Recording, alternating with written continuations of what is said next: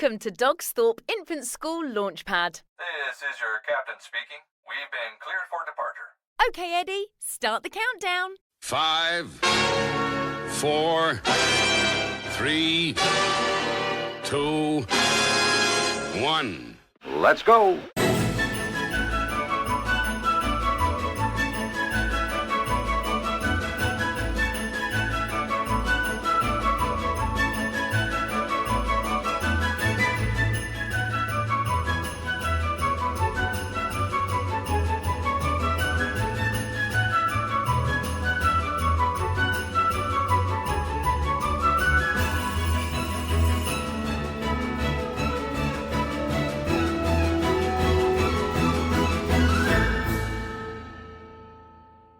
Welcome back to Eddie's Launchpads. It's the Dogsthorpe Infant School podcast for parents, teachers and schools. And oh wow, it's our festive Launchpads. I can't believe it. I don't know how I'm going to do this, folks, because it's going to drive me mad, I'm sure, with all the editing.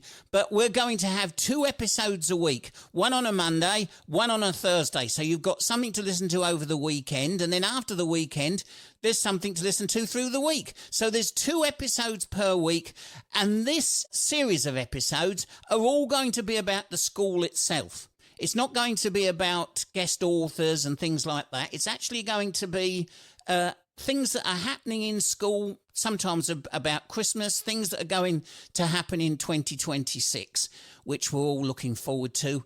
And so let's kick off this wonderful series of episodes with our first guest.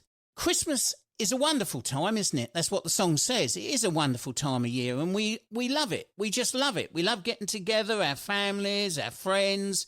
We like enjoying spending time together, whether we be adults or children. It doesn't matter. It's just a very special time. That's great if you've got money. It's not so great if you're finding things rather tight financially.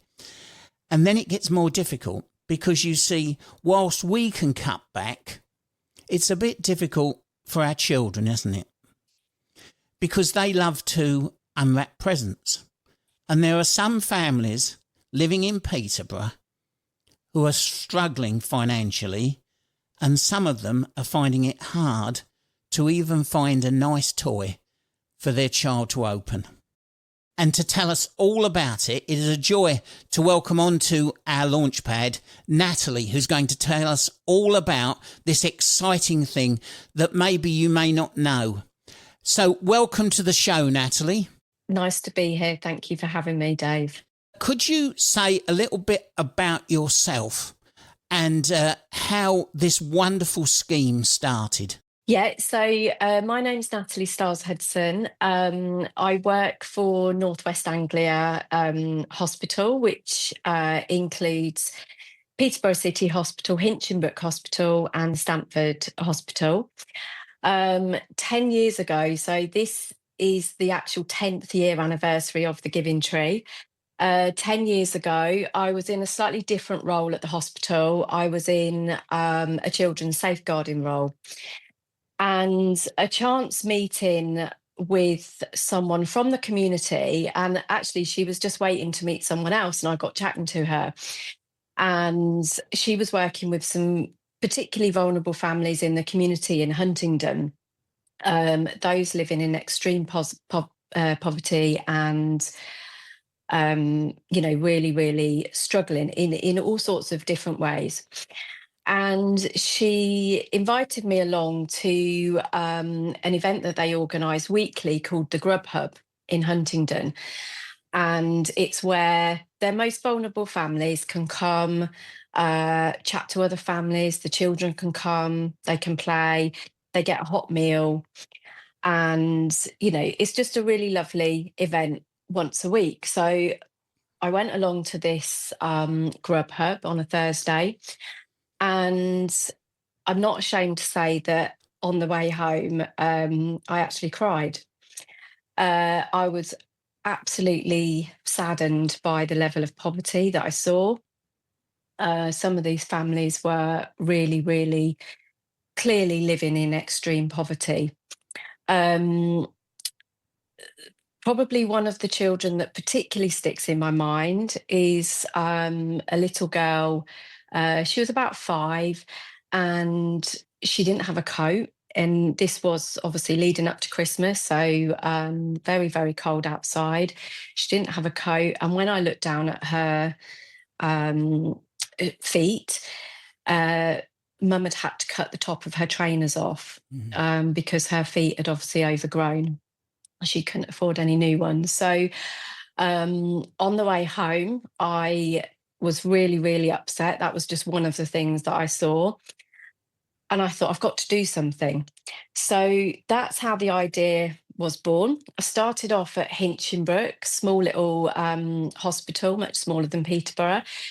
But I started off with the idea of the pick a tag from the tree. And I sort of thought, oh, is this going to work, isn't it? And I probably got about 50 presents.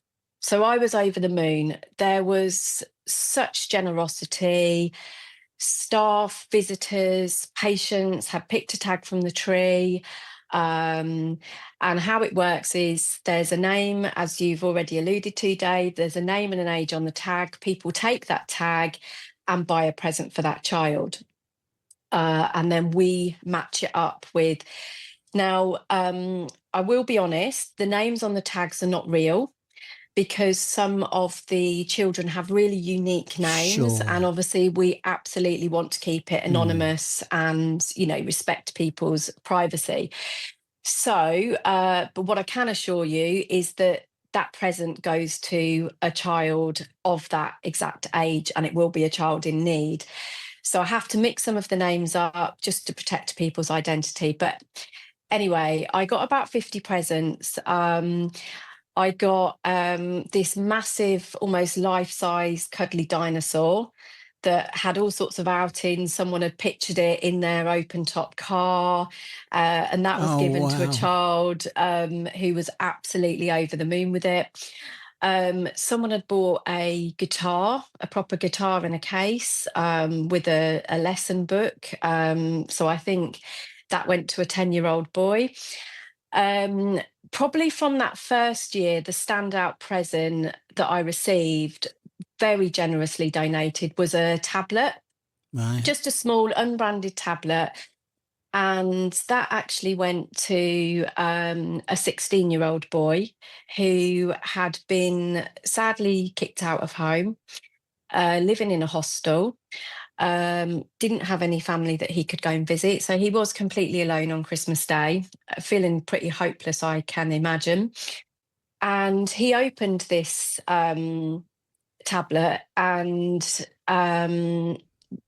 had a kind of restored faith that someone had taken the time and care, money, to get a complete stranger, essentially, a present. Now, he, as soon as the youth hostel opened, he went to that youth hostel, charged his tablet, put it in the case, took his tablet, asked for some help, and he actually managed to apply for a job and write a CV on that tablet.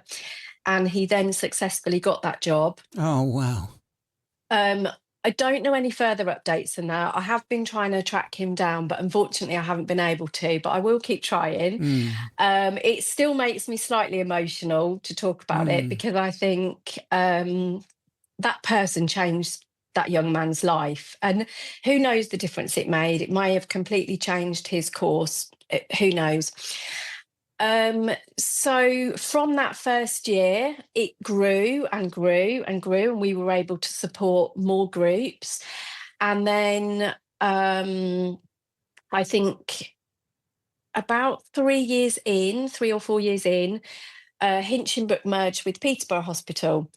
So then I had a bit of a worrying time thinking, oh, are Peterborough going to give me the same response? They didn't disappoint. And last year was the first year that I got Stamford on board as well.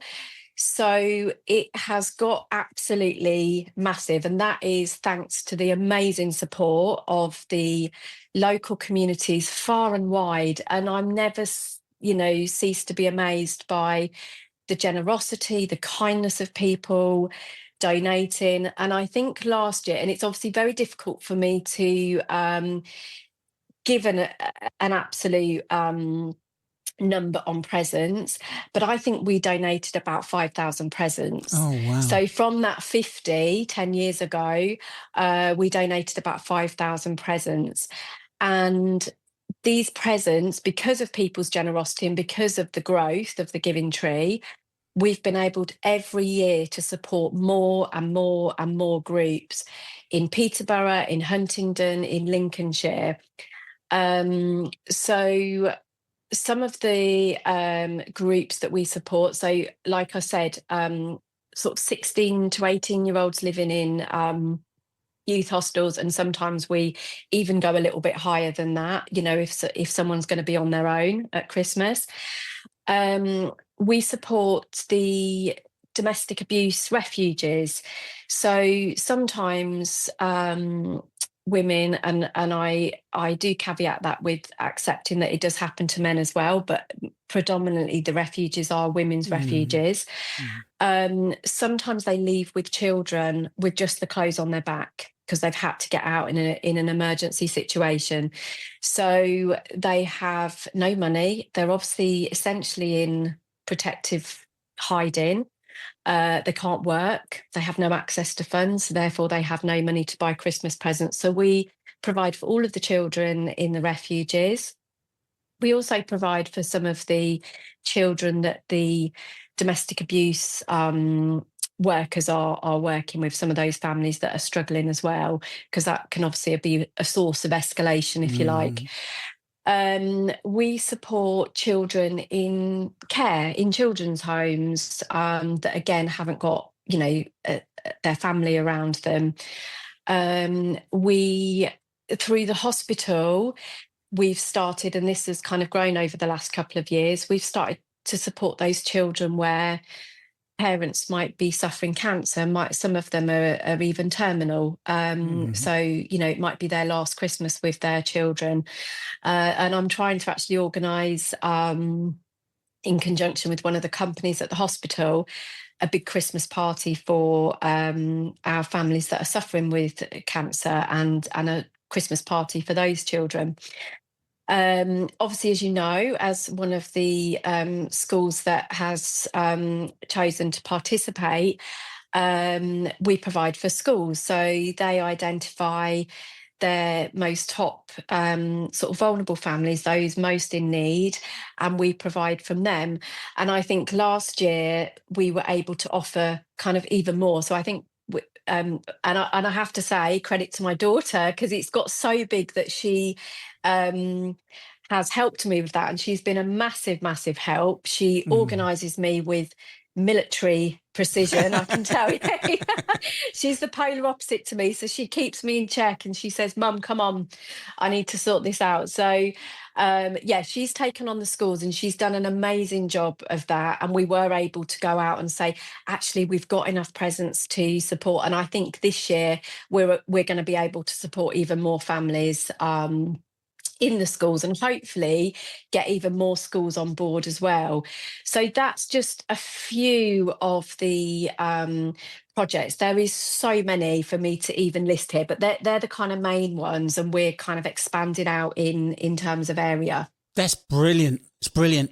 There's two things I want to say to you, Natalie. Firstly, thank you for supporting a small number of children at our school. Poverty can hit all over. All sorts of things go on in families. So on behalf of all of the staff and the trust, thank you for all you do. That's the first thing I want to say to you. Secondly is, we hear all, folks, this is for you listeners, we hear all sorts of people get awards, you know, OBEs and MBEs and whatever. And I think, I look at down the list, I think, why have they got it? Just for being famous, just for being in a particular program. And I think that you got paid for that, you know.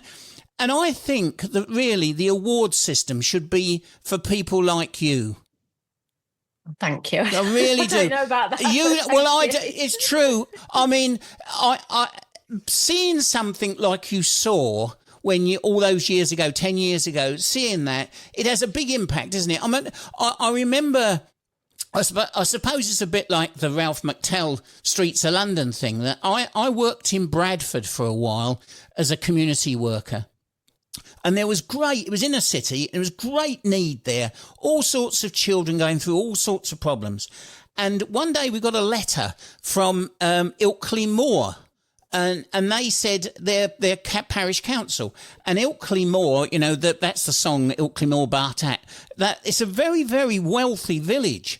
And they said, have you got any children that could do with some new toys? And we said, we've got, you know, we would love to take round some new toys to some of the children. And they turned up just before Christmas with 2 minibuses full up with these new toys. And they said, make sure it goes to those that are most in need. And like you, Natalie, I sat there and cried, because it was like watching the children watching the parents take the toys for the children. It was like we was handing out Brinks Mac gold. It was, you know, literally were touching the very need. So if anyone deserves an award, it's people like you to be inspired to do the work that you do. So a second thank you on behalf of all of the parents and all of the children who are going to receive a gift through your amazing work, and your daughter Sophie. It is Sophie, isn't it? It is, yeah, it is, yeah. And your daughter Sophie. Will you pass on our thanks to her too, because you are doing amazing work, and I've got around me, folks, and Natalie can see this, I've got around me toys that my grandparents bought me. And they bought them for me 65 years ago.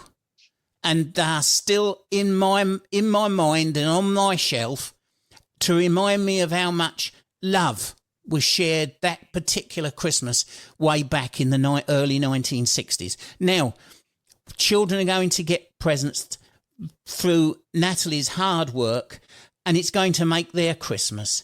And they'll remember that, I'm sure, for many years to come. So thank you for all you do, Natalie. Thank you.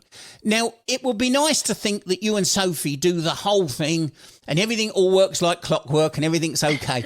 But of course, you need the toys, and you need us to step up to the mark and provide you with the very things that you're handing out. You can't afford to buy everybody a toy. So, how do you want to take this? Do you want to say a particular appeal, bearing in mind to our listeners? Yeah, so there's loads and loads of ways that people help, and that's and can support, and that is the beauty of it. So I am incredibly mindful that this is a very difficult time for people. And sometimes I know people would love to help, and people have said to me, I'd love to give more, but I simply can't afford it. Do you know what? That doesn't matter one little bit to me. Sometimes people that are in that situation can help with their time. So there is all sorts of different ways. So the 3 main ways are, I'll get out the boring bit first, but this is sometimes how people prefer, because they just want to donate money. And that is absolutely amazing. We've got a charity appeal attached to the hospital, specifically for the Giving Tree. And the beauty of that is that sometimes people haven't got children and they just don't know what to buy, and they say, do you know what, I'd rather give you money. And the beauty of that is that some age groups we particularly struggle with. The teenagers, even I would say the kind of 8 to 9 plus are quite a difficult age group to buy for. So if I'm short of a particular present, because what I never know year on year is what kind of families I'm going to get referred in. You know, I could get a family with 1 child in it, I could get a family with 6 children, and we have to make it all equal. So if I've got a particular family and I think, I haven't actually got a present for that 11-year-old boy, the money allows me to go out and get a present for that 11-year-old boy. The other way is, and I know you're going to share all these details, Absolutely. Dave, so I will send them to you, is that I've got an Amazon wish list. So I have put on this Amazon wish list. It's very extensive. So, there's gifts on there for all ages, right from babies to teenagers, boys, girls, all sorts of different gifts. And also, more importantly, probably all sorts of different prices, sorry. I put sticker books on there that are probably £2. And when I receive them, it's as much to me as if someone spent, I have about a cap of about £25, because I think that's sufficient. But it means as much to me because it's the thought, it's the fact that someone has donated. And those sort of presents, the smaller little gifts, the little card games, the sticker books, are really nice to go together with a main present. So I'm always grateful to receive those. So sometimes I'll receive 10 sticker books. It doesn't matter because they will all go out to different children. So that's absolutely fine. So yeah, the Amazon wish list, which I'll share the QR code with you. And then also there are trees at all 3 of our hospital sites. So Peterborough, Hinchinbrook and Stamford. So if you want to, you can go and pick a tag with a name and an age and buy a gift for that child. And some people love doing that. And I've seen the most amazing gifts bought, really, really thoughtful gifts. Some people have said to me that they've got their own children involved in buying a gift for that choice. So for that child. So those children have had that joy as well. And it's nice to teach that lesson about giving to other children less fortunate. So people have said to me, oh my goodness, Nat, I have no idea what to buy at all. So I don't want to pick a tag because I wouldn't know what to get. So that's where the Amazon wish list or the monetary donations come in. So they are the different ways. If you want to go out and buy a present, but don't have time to get the tag, you can equally just drop off the present to any 3 of the hospital sites, and we will make sure it gets kind of matched up as well, so with a child in need. So yeah, they are the ways that you can donate. As I say, it's the thought that counts, and if people really can't afford anything, then I will publicise nearer the time. I've got a Facebook page when the wrapping date will be. So we have a wrapping date. It will be on a Saturday. Provisionally at the moment it's the 13th, but I don't want to sort of lock that date in just in case, because I will share proper details on my Facebook page. But that's where we get all of the presents in. It's a really, really fun day. People come in Christmas jumpers. We have some Christmas music, some mince pies, some chocolates, and literally the whole hall is filled with all of the presents. And then I have the master list of all the families, obviously all anonymised. And then people pick up a family and go around picking gifts for that child. So people get so much joy. Some people say, I wouldn't have a clue what to pick, so just put me in charge of wrapping. I'll get the gifts and I'll wrap them for you and bundle them all up. And then obviously it's a mass kind of operation of then getting them out to the right schools, refuges, children's homes, youth hostels, and people come and collect, we deliver. So yeah. Wow. It's a great day. Wow. I'm not sure that we're going to get it all done in one day this year. So I'm thinking we might have to organise another one. But again, details will be shared nearer the time. Oh, Natalie, that is amazing. That is just amazing. You've organised this all yourself, you and your daughter. That is just amazing. And I reckon, kids, I know there's children who listen to this as well. I know for a fact that Santa's probably listening to this podcast, because I know he listens, and he's probably quaking in his boots because I've found someone who's just as good as Santa. You bring joy and happiness to families that are really, really struggling. And that's what it's all about at this time of year. Let's think about the people who can't afford the things that we have, or children that are experiencing things that they shouldn't experience. And here's something from Natalie from this wonderful scheme. Now, what we're going to do is, on the front cover of the podcast is the QR code. So you can't say, "Oh, I can't find the QR code." If you look on the podcast cover, it'll be on it. So all you've got to do is just flash your phone at your tablet or however you're watching it, and you can just get straight involved in this fantastic scheme. Thank you for today. It's been marvellous. Have you got a website or anything that you want to mention before we go? Yeah, so just one last thing before I go. I will just, I know this was my idea, my scheme, and I I suppose I don't like to accept the the gratitude too much, because I think this would nowhere near be possible if it wasn't for the support. Even yourself, Dave, and the schools joining in and giving me this opportunity, which I'm really, really grateful for. But the people that help in such small and big ways is just amazing, and wouldn't be anywhere near possible if it wasn't for them. But I know I've already mentioned Sophie. My family are incredibly supportive. My husband drives me up and down delivering presents. He never minds. And my youngest daughter, as I said, is always involved, and she's going to help me with getting with the times a bit more and getting a bit more social media. And I'm going to be doing this year, I don't think I should have all the joy of unwrapping the Amazon parcels that come from the gift tree. So what I'm going to be doing, it's going to be really exciting, is I'm going to be actually doing some live unboxing so that people can actually see what I'm getting. Wow. See who it's come from, because I'm so grateful when I receive it and I'm like, oh my God, that's such an amazing present, and I want to share that. So I'm going to be doing some live unboxing.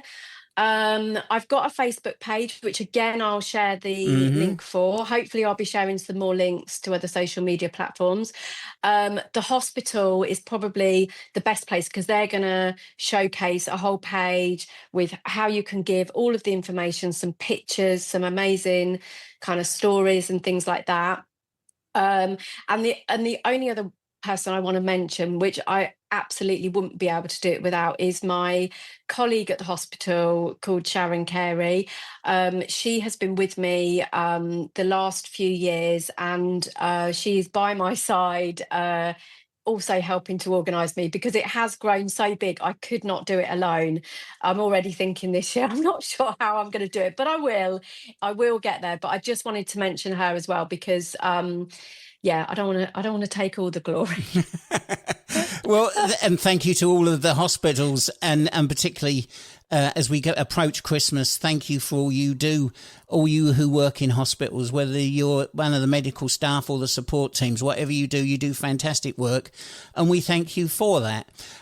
Natalie, thank you for your time today. Folks, if you want to catch up on any of these links that Natalie's mentioned, double click on this podcast and it'll open up to all of the links. So you're just one click away from this wonderful scheme and how you can become more involved. Or you could just use the QR code, which is on the front of the podcast, and that will help you. Thank you for all you do again. Natalie, may you carry on doing this wonderful work. And thank you to all your family too, because it is a big thing. I too drive my wife, but Mrs. Waters would say that the only thing I drive is drive her mad. But thank you for all you do. And to everyone who's listening, have a fantastic Christmas. And we'll be back on Thursday with a brand new episode. Sadly, our Christmas episode has come to an end. Eddie, the Dogsthorpe Infant School well-being dog, wishes you all a very Merry Christmas and a Happy New Year.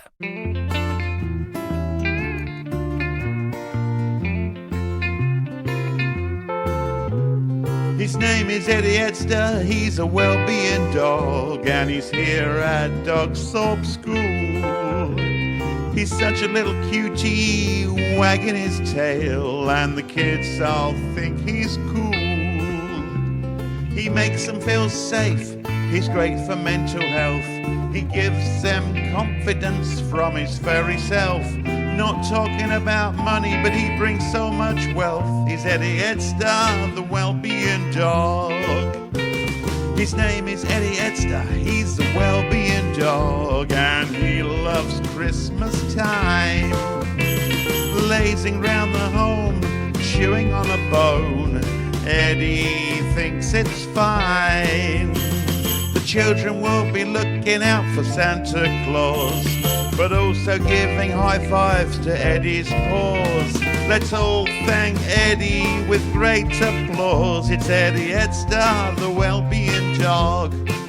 It's Eddie Edster, the well-being dog. It's Eddie Edster, the well-being dog.